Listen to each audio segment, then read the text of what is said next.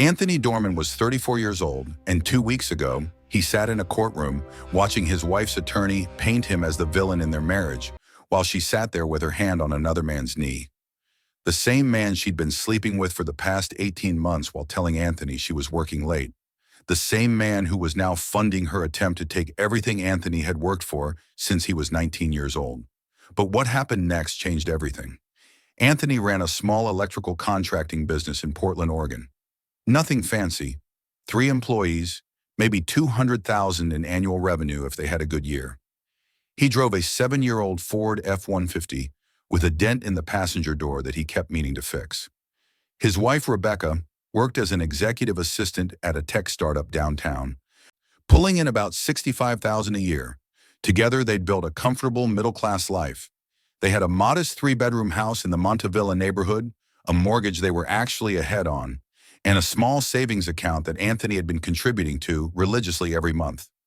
Or at least he thought they'd built it together. The divorce hearing was scheduled for 2 p.m. on a Tuesday in late November 2024. Anthony arrived early, his stomach in knots, wearing the only suit he owned, the one he'd bought for his father's funeral 3 years ago. His attorney, David Park, a sharp family law specialist he could barely afford at $300 an hour, had prepared him for what to expect. Rebecca's lawyer would argue that she deserved half of everything, plus spousal support, despite the fact that she was the one who destroyed their marriage. "They're going to make you look bad," David had warned him the night before. "Her attorney is Jennifer Walsh. She's expensive, aggressive, and she doesn't play fair. Be prepared for anything." Anthony thought he was prepared. He wasn't.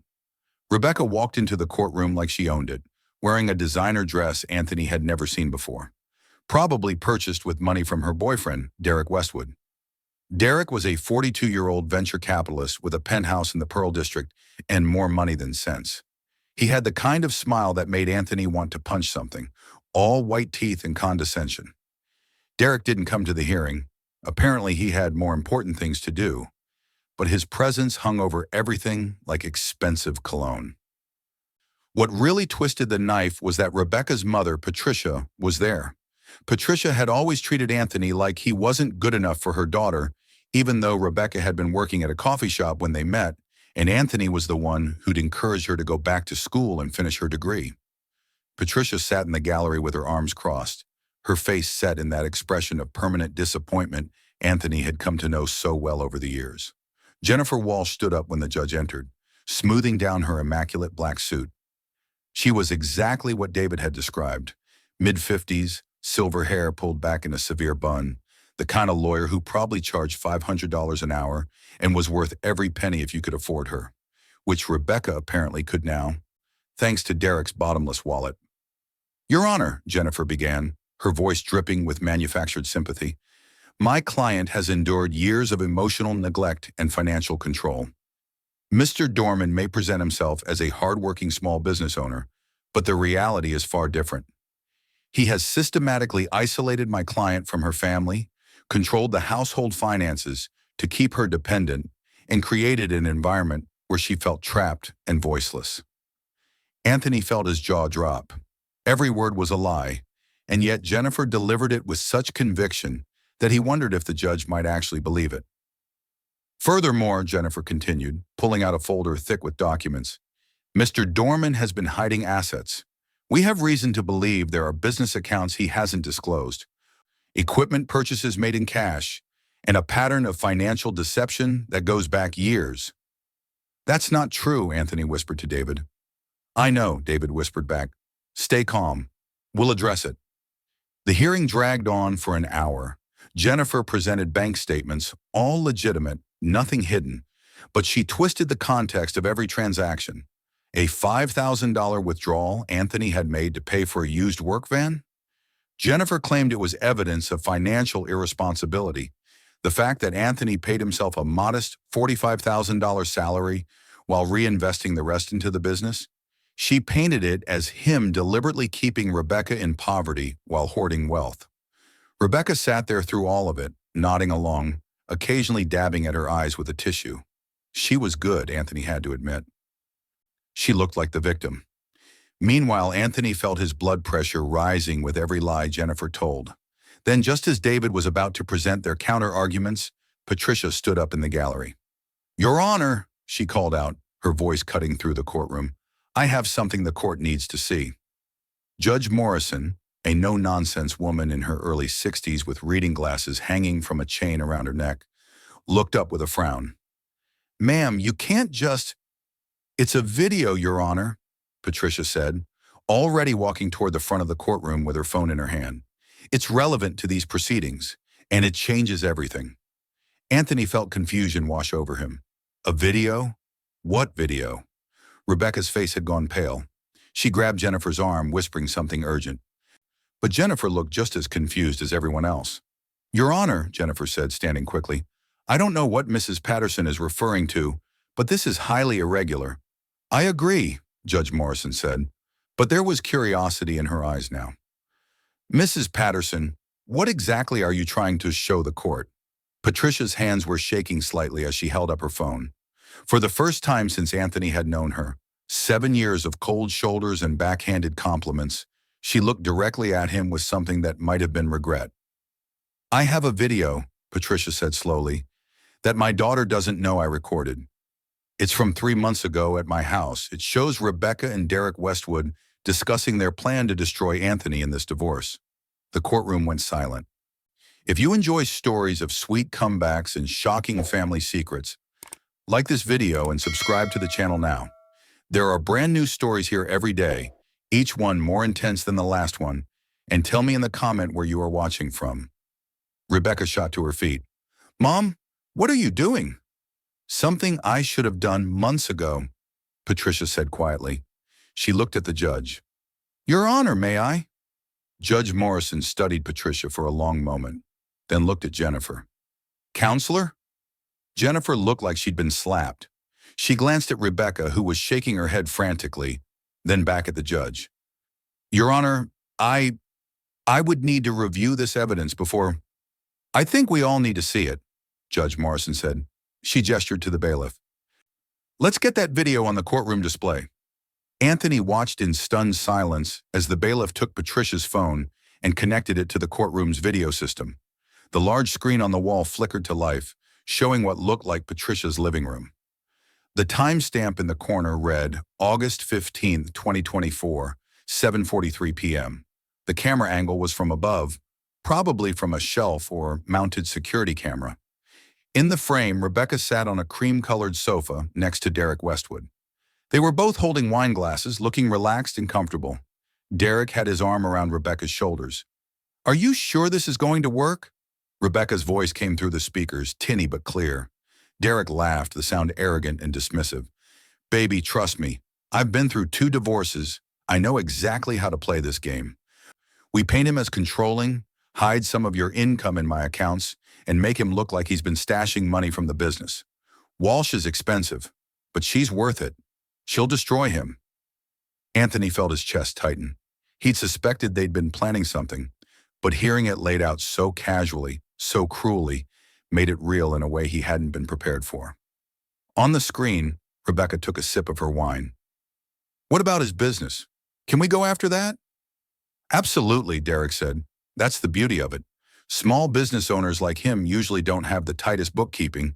We'll claim he's been hiding income, taking cash under the table, all of that. Even if it's not true, the accusation alone will cost him time and money to defend against. He'll be so buried in legal fees and audits that he'll settle just to make it stop. And the house? You'll get the house," Derek assured her. "Walsh will argue that you need stability, that he can go rent some apartment somewhere. Once you have the house, we'll sell it, take the equity, and you'll move in with me. Clean break. New life." Rebecca leaned her head on Derek's shoulder. "I can't wait to be done with him. 7 years of pretending to care about his stupid business, his stupid truck, his stupid dreams. God, it'll be such a relief." In the courtroom, Anthony felt something crack inside his chest. The woman on that screen wasn't the person he'd married. Or maybe she was, and he'd just never seen it clearly. The video continued. Derek kissed the top of Rebecca's head. "Your mom doesn't suspect anything, right?" "No," Rebecca said, laughing. "She thinks I'm the victim in all this." She's always thought Anthony wasn't good enough for me anyway. She'll back up whatever story we tell. That's when Patricia's voice came through on the video, cold and clear. Is that what you think? On screen, Rebecca and Derek jumped, wine sloshing in their glasses. The camera angle didn't change. Patricia must have been standing in a doorway just out of frame. "Mom," Rebecca said, standing quickly, "I didn't hear you come home." "Obviously," Patricia said, and the disappointment in her voice was devastating. "I heard enough. More than enough." "Mom, wait, let me explain." The video cut off there. In the courtroom, nobody moved, nobody spoke. Anthony could hear his own heartbeat pounding in his ears. Judge Morrison removed her reading glasses, pinching the bridge of her nose. When she spoke, her voice was ice. "Mrs. Dorman, did you know your mother had recorded this conversation?" Rebecca had sunk back into her chair. She looked like she might be sick. "No, Your Honor." "Mr. Westwood isn't present today, but I assume your attorney has been operating under the strategy outlined in that video." Jennifer Walsh had gone very pale. "Your Honor, I was not aware of any plan to present false evidence. My client came to me with claims that I evaluated in good faith." "Save it, Counselor," Judge Morrison said. She turned to David. "Mr. Park, I assume you'd like to submit this video as evidence?" David was already on his feet, and Anthony could see he was fighting to keep the smile off his face. "Yes, Your Honor, absolutely." "So submitted," Judge Morrison said. She looked at Rebecca, and the disappointment on her face mirrored Patricia's in the video. "Mrs. Dorman, in my 20 years on the bench, I have seen many difficult divorces. I have seen people at their worst, fighting over money and property and pride. But I have rarely seen such a calculated attempt to defraud both the court and an innocent party." Rebecca was crying now, real tears, not the fake ones she'd been dabbing at earlier. "Your Honor, please." "I'm going to recess these proceedings for 30 minutes, Judge Morrison said, standing. "When we return, we're going to have a very different conversation about the division of assets and whether fraud charges should be filed. Mrs. Walsh, I suggest you have a serious discussion with your client about honesty and cooperation. This is not the way we practice law in my courtroom." The judge swept out, leaving chaos in her wake. Anthony sat frozen in his chair, watching Rebecca sob into her hands while Jennifer Walsh whispered urgently to her. Patricia stood near the front of the courtroom, clutching her purse, looking older than Anthony had ever seen her. David leaned over. "Anthony, do you understand what just happened?" Anthony nodded slowly. "She buried herself." "She didn't just bury herself," David said, and now he did smile. "She handed us everything on a silver platter. The house, the business, everything. And depending on what the judge decides, Rebecca could be facing fraud charges. I've never seen anything like this." Anthony finally turned to look at Patricia. She was watching him, and when their eyes met, she mouthed two words: "I'm sorry." He didn't know what to say to that. For 7 years, this woman had made him feel like he wasn't worthy of her daughter. Now she'd just proven that her daughter wasn't worthy of him. "Why?" Anthony called across the courtroom. Patricia walked over slowly, her heels clicking on the marble floor. Jennifer tried to stop her from talking to Anthony, but Patricia waved her off. "I raised Rebecca to be better than this," Patricia said quietly. "When I heard that conversation, when I heard her laugh about using me to lie for her, I couldn't let it happen. I couldn't let her destroy a good man just because she decided she wanted a richer one." She paused, her eyes wet. "You deserve better than my daughter, Anthony. You always did. I'm sorry it took me this long to see it." Before Anthony could respond, the bailiff called everyone back to order. Judge Morrison had returned, and she didn't look any happier than she had before. "Let's make this simple," the judge said, sitting down heavily. "Mrs. Dorman, you have two options. Option 1, we proceed with a full hearing. I submit that video to the district attorney's office for fraud investigation, and you face both the divorce proceedings and potential criminal charges. Option 2, you agree right now to a settlement that Mr. Park and I will work out, which will be extremely favorable to Mr. Dorman, and we don't pursue criminal charges." Rebecca looked at Jennifer, who just shook her head tiredly.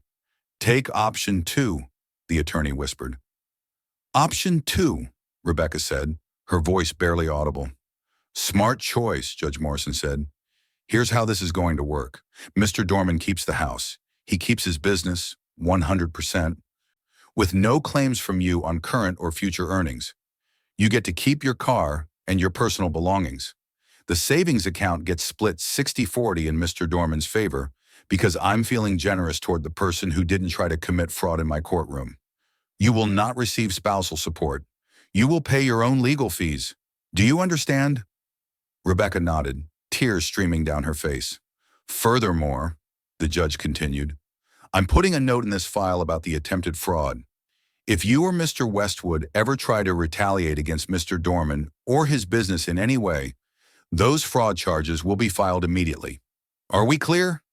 Yes, Your Honor, Rebecca whispered. Mr. Dorman, Judge Morrison said, turning to Anthony, do you accept these terms?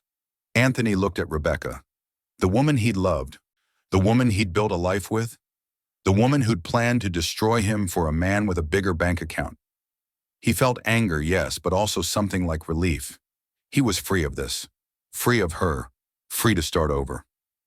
I accept, he said. Then we're done here, Judge Morrison said. She banged her gavel once. Divorce granted. Mr. Park, work with Mrs. Walsh to draw up the paperwork. I want it signed by end of business today. And just like that, it was over. Anthony walked out of the courtroom in a daze. David was talking excitedly about how everything had turned around, about how lucky they'd been, but Anthony barely heard him. He walked down the courthouse steps into the gray Portland drizzle, standing there for a moment just breathing. Patricia found him there. Anthony, she said. He turned to face her. Why did you really do it? She was quiet for a long moment, watching the rain. Because I saw what my ex-husband did to me in our divorce, she finally said. He lied, he cheated the system, and I had no proof. I lost almost everything. When I heard Rebecca planning to do the same thing to you, she shook her head. I couldn't be part of it. I couldn't let my daughter become the person who destroyed my life. Thank you, Anthony said, and he meant it. Patricia reached into her purse and pulled out a business card. This is my lawyer, the one who's helped me rebuild my life over the past 10 years. If you need anything, any advice on what comes next, call him. Tell him I sent you. Anthony took the card, studying it. I don't understand. You've hated me for 7 years. I didn't hate you, Patricia said softly. I resented you for not being the rich man I wanted for my daughter. I was wrong about what mattered. My daughter taught me that lesson, even if she didn't mean to. She buttoned up her coat against the rain. You're a good man, Anthony Dorman. Don't let this make you bitter. Don't let her poison what comes next for you. She walked away before he could respond, disappearing into the parking garage. Anthony stood there for a while longer, letting the rain soak through his suit, thinking about everything that had changed in the span of 2 hours. His marriage was over. His wife had betrayed him in ways he was still processing. But somehow, impossibly, he'd walked out of that courtroom with everything he'd worked for still intact. They had no idea what was coming, but he was about to find out what came next. The week after the divorce hearing felt surreal. Anthony kept expecting to wake up and find out it had all been a dream. The video, Patricia's testimony, Rebecca's complete breakdown in court. But every morning he woke up in his house, his name still on the deed, his business still intact, and the weight of 7 years of marriage slowly lifting off his shoulders. David Park called him on Thursday morning. Anthony, we need to talk. There's been a development. Anthony was at a job site in Gresham, rewiring an old commercial building. He stepped outside into the parking lot, away from the noise of his crew working. What kind of development? Derek Westwood called my office this morning, David said, and Anthony could hear the mix of amusement and disbelief in his voice. Well, his attorney called. They want to settle. Settle what? I'm not suing him. Not yet, David said. But apparently, Derek's lawyer is concerned that you might. The video Patricia recorded includes him explicitly planning to defraud the court. He's worried about criminal exposure and, more importantly, reputation damage. If this gets out, and let's be honest, in today's world, everything gets out, it could damage his business relationships. Venture capitalists live and die by their reputation. Anthony leaned against his truck, processing. What kind of settlement are we talking about? He's offering $50,000 in exchange for your signature on an NDA.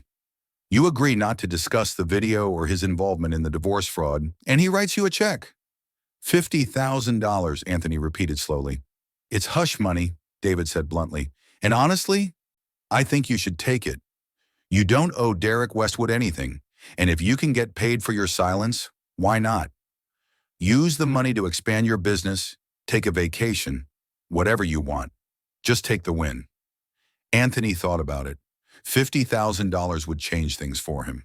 He could hire another electrician, buy some new equipment, maybe finally get that certification he'd been putting off because of the cost. It wasn't about revenge, it was about moving forward. Set up the meeting, Anthony said. Let's do this. The meeting took place the following Tuesday at David's office, a small suite in a building off Burnside. Derek showed up with his attorney, a thin man in his 50s named Robert Dorman. No relation to Anthony, though the shared last name made the situation slightly awkward. Derek looked different than Anthony remembered from the brief glimpses he'd gotten of him before. The confidence was gone. He wore an expensive suit, probably worth more than Anthony's truck, but he looked tired, stressed. There were dark circles under his eyes. Mr. Dorman, Derek said stiffly as they sat down around David's conference table. Mr. Westwood, Anthony replied, keeping his voice neutral. Robert Dorman opened his briefcase and pulled out a stack of documents. My client is prepared to offer compensation in exchange for certain assurances regarding confidentiality. He began in that careful lawyer language that never quite said what it meant. Cut the corporate speak, David interrupted. Your client wants to pay my client to keep quiet about the fraud scheme. Let's just be honest about what this is. Derek shifted uncomfortably. Robert glanced at him, then nodded. Fine. Yes, Mr. Westwood is offering $50,000 in exchange for Mr. Dorman's agreement not to discuss the events surrounding the divorce proceedings, particularly the video evidence. I want 75, Anthony said suddenly. Everyone looked at him in surprise, including David. Derek's jaw tightened. That's not. Let me explain something to you, Anthony said, leaning forward. His voice was calm, but there was steel underneath it. You tried to destroy my life. You and Rebecca planned to take my business, my house, everything I worked for since I was 19 years old. You were going to bury me in legal fees and false accusations just to make your life more convenient. $50,000 doesn't even cover what I've already paid in attorney's fees and lost work time. The original offer, Robert began. The original offer was insulting, Anthony interrupted. $75,000, or I walk out of here, call the district attorney's office myself, and let the chips fall where they may. I don't need your money, Mr. Westwood. I've got my house, my business, and my reputation intact. Can you say the same? Derek stared at him for a long moment. Anthony could see the calculation happening behind his eyes, weighing the cost of another $25,000 against the cost of potential fraud charges and reputation damage. Fine, Derek said finally. 75. Robert looked like he wanted to argue, but Derek held up a hand. Just do it. Get the paperwork ready. It took an hour to review and sign all the documents. Anthony read every line carefully, asking questions when things weren't clear, making sure there were no hidden traps. David had already reviewed everything, but Anthony wanted to understand exactly what he was agreeing to. The NDA was straightforward. Anthony wouldn't discuss Derek's involvement in the divorce fraud with anyone outside of legal proceedings, wouldn't provide the video to media or social media, and wouldn't pursue civil action against Derek. In exchange, Derek would wire $75,000 to Anthony's business account within 5 business days. One more thing, Anthony said before signing. I want it in writing that this NDA doesn't prevent me from cooperating with law enforcement if they investigate this situation independently. I won't initiate anything, but if they come asking questions, I'm not going to lie for you. Robert and Derek exchanged glances. Agreed, Derek said quietly. They added the clause. Anthony signed. It was done. As Derek and his attorney packed up to leave, Derek paused at the door. For what it's worth, he said, not quite meeting Anthony's eyes, I didn't know you. Rebecca painted a picture of you as this controlling, difficult person. I should have asked more questions. You should have not tried to destroy someone's life for a woman you barely knew. Anthony replied. But I guess we all make mistakes. Derek flinched and left without another word. Make sure you're subscribed to this channel if you have not, because the ending of this story will blow your mind. And drop a comment below telling me what you think Anthony should do next. That evening, Anthony sat in his kitchen, in his house, with a beer and his laptop, thinking about what came next. The divorce was final. He had $75,000 coming. His business was secure. By all accounts, he'd won. So why did he still feel empty? His phone buzzed. A text from an unknown number. This is Patricia Patterson. I hope it's okay that I'm reaching out. I wanted to check on you. Anthony stared at the message for a moment, then typed back, It's fine. I'm okay. Thank you again for what you did. 3 dots appeared, disappeared, appeared again. Would you be open to meeting for coffee sometime? I'd like to explain some things, no pressure. Anthony almost said no. The idea of sitting down with his ex-mother-in-law felt bizarre, uncomfortable, but there was something in Patricia's tone, both in the courtroom and now, that suggested she had more to say, more he might need to hear. Sure, he typed. When? They met on Saturday afternoon at a small cafe in Selwood, far enough from Anthony's usual haunts that he didn't have to worry about running into anyone he knew. Patricia was already there when he arrived, sitting at a corner table with 2 cups of coffee. I ordered you a medium roast black, she said as he sat down. I remember that's how you take it. Good memory, Anthony said, genuinely surprised. Patricia smiled sadly. I paid more attention than you probably thought. I was paying attention to the wrong things. She wrapped her hands around her own cup, staring down into it. I need to tell you something about Rebecca, about how she grew up. Anthony settled back in his chair listening. Rebecca's father, my ex-husband, was a financial advisor, Patricia began. Successful, charming, the kind of man who could sell anything to anyone. He gave us a good life. Big house in Lake Oswego, nice cars, country club membership. Rebecca grew up thinking that was normal. That was what life was supposed to look like. Then the divorce happened, Anthony said quietly. Patricia nodded. Rebecca was 16. Her father left me for a younger woman. A client, of course. In the divorce, he hid assets, lied about his income, paid for expensive attorneys I couldn't match. By the time it was over, I got a tiny fraction of what I should have. We lost the house, the cars, everything. We moved into a 2-bedroom apartment in Milwaukee, and Rebecca went from private school to public school overnight. That must have been hard for her. It destroyed something in her, Patricia said. She became obsessed with money, with security, with never being vulnerable again. When she met you, I thought maybe she changed. You were kind, hardworking, clearly devoted to her. But she was always looking for something more, someone richer, someone who could give her back what she lost. Anthony took a sip of his coffee, letting the bitterness wash over his tongue. Why are you telling me this? Because I want you to understand that what Rebecca did to you wasn't really about you, Patricia said. It was about her own fear and damage. That doesn't excuse it. Nothing excuses trying to destroy an innocent person. But I thought you should know you didn't fail. You weren't insufficient. You were just caught in the blast radius of someone else's trauma. They sat in silence for a moment. I also wanted to tell you what happened after the hearing, Patricia continued. Rebecca moved in with Derek immediately. I went to help her pack. I'm still her mother, despite everything. And I saw how he treated her. Dismissive, annoyed that she'd messed up the divorce. She was crying, apologizing to him, and he was on his phone the whole time, barely acknowledging her. Sounds about right, Anthony said.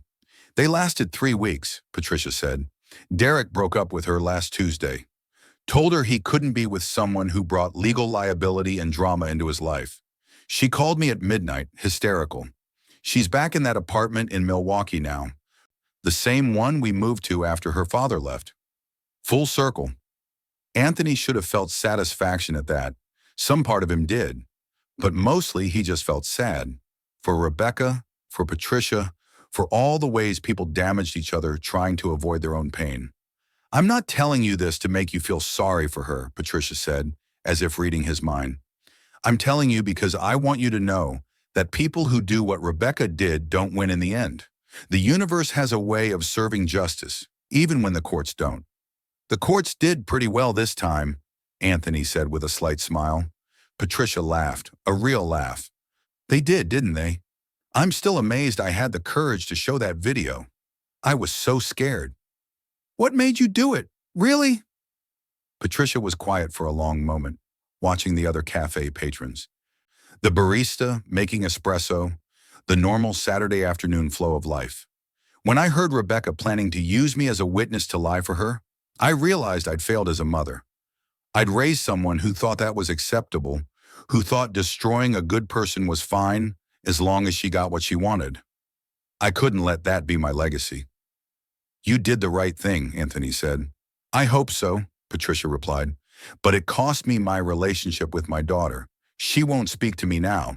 Says I betrayed her, chose you over her. I'm sorry. Don't be, Patricia said firmly. Some relationships are toxic, even family ones, especially family ones. I'm making peace with that. She pulled out her phone and showed Anthony a photo. I'm taking pottery classes now. Started last week. It's something I always wanted to do but never had time for when I was busy trying to maintain appearances and manage Rebecca's drama. Anthony looked at the photo, a lumpy, lopsided bowl that was clearly Patricia's first attempt. It's terrible, he said honestly. Patricia laughed again. It really is, but it's mine. I made it. That's something. She put the phone away. What about you? What's next for Anthony Dorman? He thought about the $75,000, about the business, about the empty house that was still full of memories. I don't know yet, he admitted, but I think that's okay. For the first time in years, I get to figure out what I want, not what someone else wants from me. That's a good place to start, Patricia said. They finished their coffee, talking about small things, Anthony's work, Patricia's pottery class, the Portland rain that seemed like it would never end. When they stood to leave, Patricia hesitated, then reached out and hugged him briefly. Thank you for meeting with me, she said. And Anthony, don't let what happened make you afraid to trust again. There are good people out there. You deserve to find them. Anthony drove home through the gray afternoon, Patricia's words echoing in his mind. When he got back to his house, he stood in the doorway for a moment, looking at everything with new eyes. The furniture he and Rebecca had picked out together, the photos on the walls, the accumulated debris of a life that no longer existed. It was time for a change. He spent the rest of the weekend cleaning, not just surface cleaning, deep cleaning. He took down the photos, packed away the things that reminded him too much of Rebecca, rearranged furniture. He repainted the bedroom a color he actually liked instead of the beige Rebecca had insisted on. He bought new sheets, new towels, new coffee mugs to replace the ones she'd taken. On Monday morning, the wire transfer from Derek cleared. $75,000 sitting in his business account like a surreal reminder that sometimes things actually worked out. Anthony called his accountant. I need advice on how to use some money wisely. Over the next 2 weeks, he made changes. He hired a new electrician, a young guy fresh out of trade school who reminded Anthony of himself at that age. Eager, hardworking, willing to learn. He bought a new work van, nothing fancy but reliable. He registered for that master electrician certification program he'd been putting off. He also did something unexpected. He donated $5,000 to a legal aid fund that helped people who couldn't afford divorce attorneys. He thought about Patricia, about how different her divorce might have been if she'd had better legal help, and he wanted to help someone else avoid that fate. If you're enjoying this story, hit that like button and let me know in the comments what you would have done in Anthony's situation. But the biggest change came one evening in mid-December when Anthony was finishing up a job at a small office building downtown. The client, a woman named Sarah who ran a nonprofit, brought him coffee while he was testing the new circuits. You do good work, Sarah said, watching him make notes on his tablet. Very thorough. Thanks, Anthony said. I like to make sure everything's done right the first time. That's rare these days, Sarah replied. She paused, then added, my friend owns a property management company. They oversee about 30 commercial buildings in the Portland area. They're looking for a reliable electrician for ongoing maintenance contracts. Would you be interested in me passing along your information? Anthony looked up, surprised. That would be, yes, absolutely, that would be amazing. Consider it done, Sarah said with a smile. You helped us out when our regular electrician ghosted us right before our big donor event. I don't forget things like that. The property management company called 3 days later. After one meeting and a competitive bid, Anthony signed a contract for ongoing electrical maintenance across 15 buildings. It was steady, reliable income, the kind of contract that would stabilize his business for years to come. This is what happens when you do good work and treat people right, David Park told him when Anthony called to share the news. The universe pays attention, even when it seems like it doesn't. Anthony wanted to believe that. He was starting to believe that. On Christmas Eve, Anthony drove to a tree lot and bought a small Douglas fir. He set it up in his living room, decorated it with new ornaments he'd picked out himself. No painful memories attached to any of it, just a tree, some lights, and the quiet satisfaction of starting over. His phone buzzed. Another text from Patricia. Merry Christmas, Anthony. I hope you're doing well. My pottery is getting slightly less terrible. He smiled and typed back, Merry Christmas. Send photos of the pottery. I need a good laugh. She sent a photo of a bowl that was still lumpy, but noticeably better than her first attempt. They exchanged a few more messages, easy and comfortable, before saying goodnight. Anthony sat in front of his tree, drinking hot chocolate and thinking about how much had changed in 6 weeks. He'd lost a wife but gained clarity. He'd been betrayed but come out stronger. He'd discovered that sometimes the universe really did deliver justice, usually when you least expected it. Tomorrow was Christmas Day, and for the first time in years, Anthony was spending it alone. But he wasn't lonely. He was free, and that made all the difference. 3 months after the divorce, Anthony received an unexpected email. The subject line read, Derek Westwood, legal matter requiring your attention. Anthony opened it with trepidation, wondering if Derek was trying to back out of their settlement or cause new problems. But the email wasn't from Derek's attorney. It was from a woman named Jennifer Rodriguez, who identified herself as an investigator with the Oregon Department of Justice. Mr. Dorman, the email read, we are conducting an investigation into financial improprieties at Westwood Capital Partners. Your name has come up in our preliminary research due to your connection to Derek Westwood through your divorce proceedings. We would like to speak with you at your earliest convenience. Please note that you are not under investigation and are not suspected of any wrongdoing. Anthony immediately forwarded the email to David Park and called him. Don't panic, David said after reading it. This actually might be good news for you. Remember, the NDA you signed with Derek allows you to cooperate with law enforcement if they initiate contact. You didn't violate anything by receiving this email. What do you think they were investigating? Anthony asked. If I had to guess, the video Patricia recorded probably raised some flags. Even though criminal charges weren't filed against Derek in your case, that doesn't mean the authorities weren't paying attention.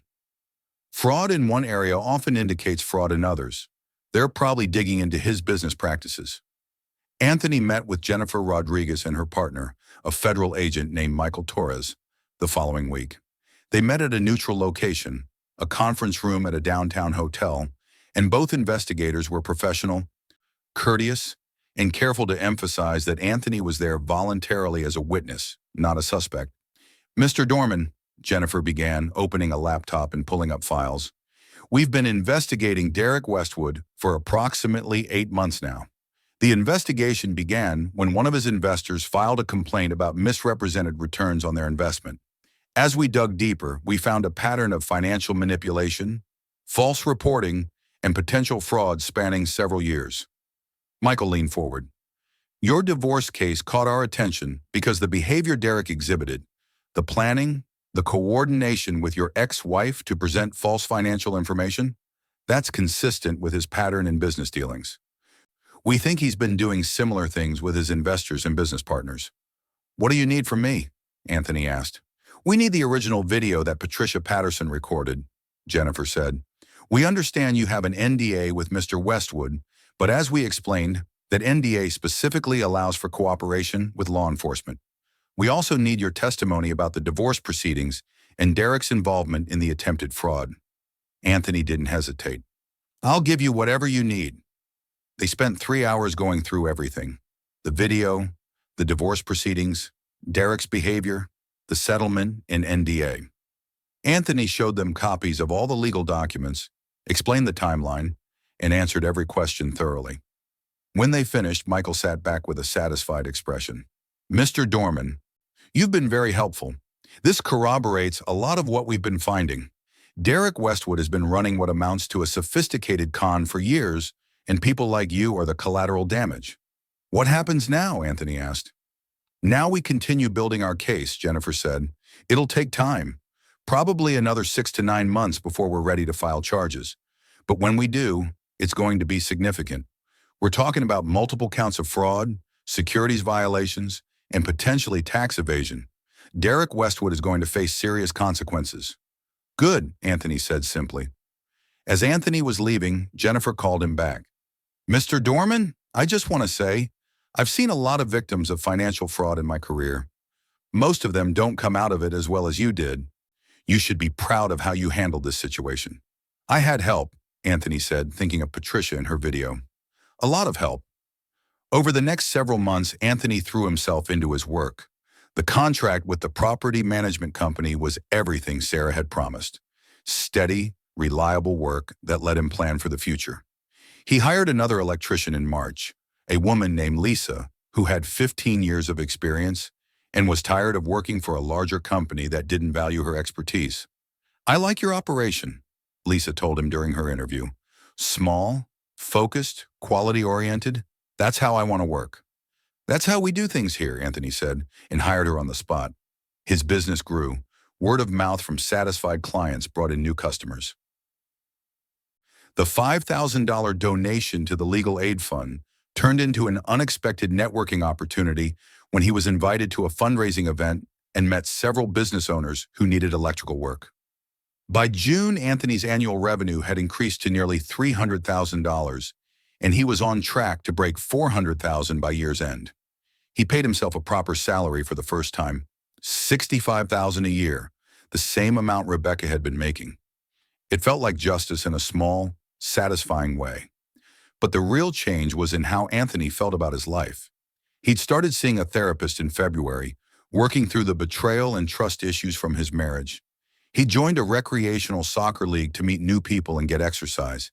He'd even started dating again. Nothing serious yet. Just coffee and dinner with different people, learning how to be open to connection without losing himself. One Saturday in late June, Patricia texted him, "Are you free for coffee? I have news." They met at the same cafe in Selwood, and Anthony immediately noticed that Patricia looked different. Lighter somehow. She was wearing more casual clothes than he was used to seeing her in, and her hair was shorter, modern. "You look good," Anthony said honestly. "I feel good," Patricia replied. She pulled out her phone and showed him a photo. "Look what I made." It was a ceramic vase, actually well made, with clean lines and a beautiful blue glaze.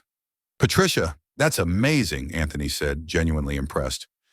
"I've been taking classes twice a week," she said proudly. "I'm actually getting decent at it. My instructor thinks I could sell some pieces at the local arts market." She put the phone away. "But that's not the news I wanted to share. I heard from Rebecca." Anthony felt his stomach tighten. "Oh?" "She called me last week," Patricia said. "First time in 6 months. She wanted money, of course. She's apparently struggling to find work because word got around about the divorce scandal. But she also—" Patricia paused, choosing her words carefully. "She also apologized. To me, anyway. For using me. For lying. For everything. She said she's been in therapy and is trying to make amends." "Do you believe her?" Anthony asked. Patricia considered. "I think she's sorry she got caught and is facing consequences. I don't know if she's truly sorry for what she did. But it's a start, I suppose." She looked at Anthony. "She asked about you. Wanted to know how you were doing." "What did you tell her?" "I told her you were doing well, that your business was thriving, and that she didn't deserve to know more than that," Patricia said firmly. "I'm her mother, but I'm not going to help her weasel back into your life or make you feel guilty for moving on." "Thank you," Anthony said. "There's something else," Patricia continued. Rebecca told me that Derek Westwood was arrested last week. It was in the news, but I wasn't sure if you'd seen it. Anthony had seen it. The headline had read, "Portland venture capitalist charged with multiple counts of fraud." The article detailed how Derek had been running a scheme where he misrepresented investment returns, used new investor money to pay returns to existing investors, essentially a Ponzi scheme, and had defrauded investors out of approximately $8 million over 5 years. "I saw," Anthony said. "Jennifer Rodriguez called me, the investigator. She said my testimony and the video were crucial parts of their case. Derek's trial is scheduled for next year." "How do you feel about that?" Patricia asked. Anthony thought about it. "Honestly, I feel like the system worked. Not perfectly, it never does, but it worked. Derek is facing real consequences. Rebecca lost everything she thought she was gaining, and I'm here, running a successful business, living my life." He smiled. "I feel like I won." "You did win," Patricia said, "and you did it with integrity, which is worth more than anything." They talked for another hour, catching up on life, sharing small victories and challenges. When they parted ways, Patricia hugged him again, and it felt natural now, comfortable. "I'm proud of you, Anthony," she said. "I know I don't have the right to say that, but I am." "You have the right," Anthony told her. "You saved my life in that courtroom. You'll always have the right." In September, Anthony did something he'd been thinking about for months. He bought a small office space in Southeast Portland. Nothing fancy, just a converted garage with room for a proper workshop, a small office for paperwork, and a break room for his crew. It was the first real expansion of his business, a sign that he was building something permanent. Lisa helped him set up the space, and they had a small opening party with the crew and some of their regular clients. Sarah from the nonprofit brought champagne. Patricia brought a ceramic bowl she'd made specially for the occasion. "To new beginnings," Patricia said, raising her glass. "To justice," Sarah added. "To good people who do the right thing," Anthony said, and they all drank to that. That night, Anthony sat in his new office alone, looking at the business license on the wall. Dorman Electrical Services, established 2019. He'd started this business with nothing but a truck, some tools, and determination. He'd built it while married to someone who apparently never valued it, and now, after everything, it was thriving. His phone buzzed. A text from Jennifer Rodriguez. "Trial date confirmed for Derek Westwood, March 15th. We'll need you to testify. Block out 2-3 days. Thanks again for your cooperation." Anthony replied, "I'll be there." He was ready, more than ready. He wanted to look Derek Westwood in the eye and tell the truth about what Derek had tried to do to him. Not for revenge, the system would handle that, but for closure, for the record, for every other person Derek had hurt who didn't have a Patricia in their life to save them. The weeks leading up to Christmas were busy with year-end contracts and final jobs. Anthony found himself working alongside his crew more than managing from the office, and he loved it. There was something satisfying about the physical work, about solving problems with his hands, about seeing immediate results from his efforts. On Christmas Eve, Anthony had his crew over for dinner at his house. Lisa, the 2 other electricians, and their families. It was loud, chaotic, full of laughter and kids running around. It was nothing like the quiet, tense Christmases he'd spent with Rebecca, trying to live up to her expectations. This was better. This was real. After everyone left, Anthony sat alone with the lights on his tree, thinking about the past year. He'd gone from sitting in a courtroom facing financial ruin to sitting in his own house, his own business thriving, surrounded by people he actually liked and trusted.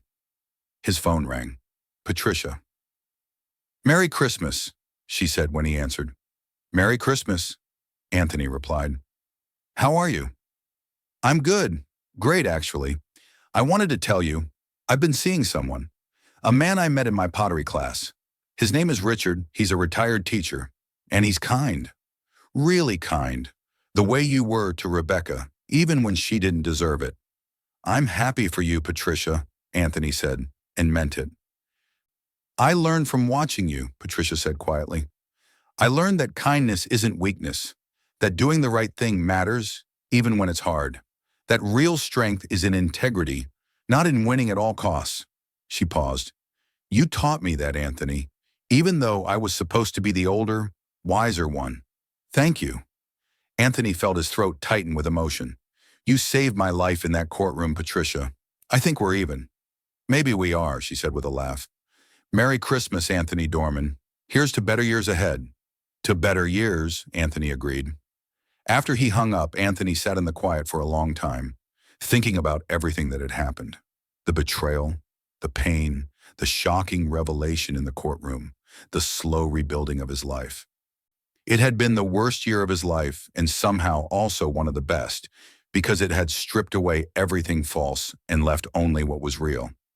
He thought about Rebecca, struggling now with the consequences of her choices. He thought about Derek, facing prison time for his fraud. He thought about Patricia, finding new life in pottery and a kind man who valued her. He thought about himself, building something meaningful with his own hands and his own integrity. Sometimes the best revenge isn't revenge at all. It's letting people face the consequences of their own actions while you build a better life for yourself. Anthony had learned that he couldn't control what other people did to him. Rebecca's betrayal, Derek's scheme, the lies and manipulation, none of that had been in his power to prevent. But he could control how he responded.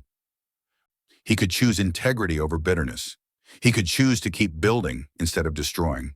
He could choose to let the system work instead of taking matters into his own hands. And in the end, that choice had made all the difference. The consequences for Rebecca and Derek weren't about him getting revenge. They were natural results of their own actions. Rebecca had lost her marriage, her mother's trust, her financial security, and her reputation because she chose to lie and cheat. Derek was facing prison because he chose to defraud people for years. Patricia's video hadn't created those consequences. It had simply revealed the truth that was already there. Anthony stood up, walking to the window to look out at his quiet street. Somewhere out there, Derek Westwood was probably with expensive lawyers, trying to figure out how to avoid prison. Rebecca was probably in that small apartment, wondering how her perfect plan had gone so wrong. But Anthony was here, in his own house, with his thriving business and his clear conscience. He'd won not by destroying them, but by refusing to let them destroy him. If you enjoyed this story, like this video, and leave a comment telling me what you thought. And if you're not already subscribed to the channel, please subscribe and hit the notification bell to get alerts for new stories like this one. Thanks for watching, and I'll see you next time.